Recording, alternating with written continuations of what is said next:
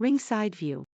The Securities and Exchange Board of India has proposed tighter norms in a recent consultation paper on ESG to check greenwashing by companies.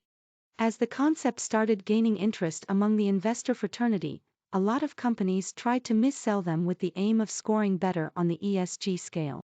A lack of transparency in this area gives rise to the risk of greenwashing and misallocation of assets, which could lead to weak ESG rating and a lack of trust.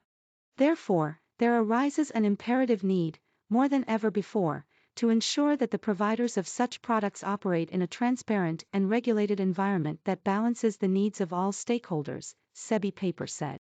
In a move to ensure fair assessment of companies, SEBI has mandated that only accredited ERP can issue ESG rating.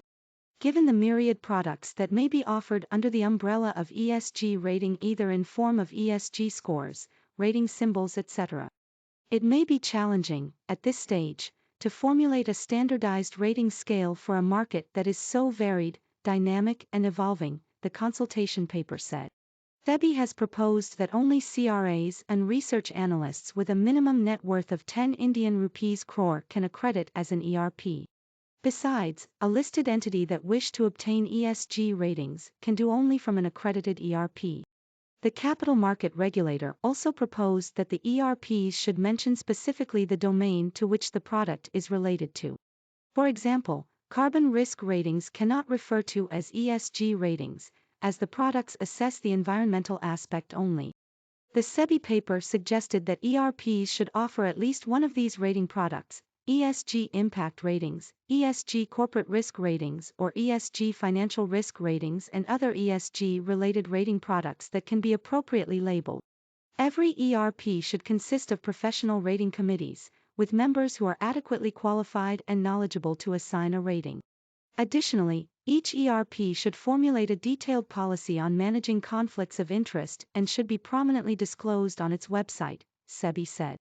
The regulator has also proposed that ERPs should follow a subscriber pay business model.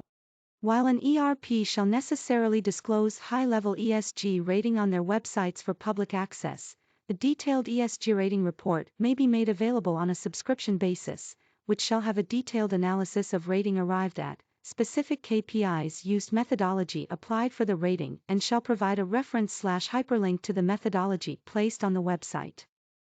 While it is possible for institutions and top companies to subscribe, it would be difficult for individual investors to cough up the extra money when the transaction is already high in. Instead of asking small investors to pay for a subscription, SEBI can ask BSE and the NSE, the frontline regulator, to part with some money from their investor protection fund. The needy investors can subscribe from the bourses free of cost or at a nominal rate.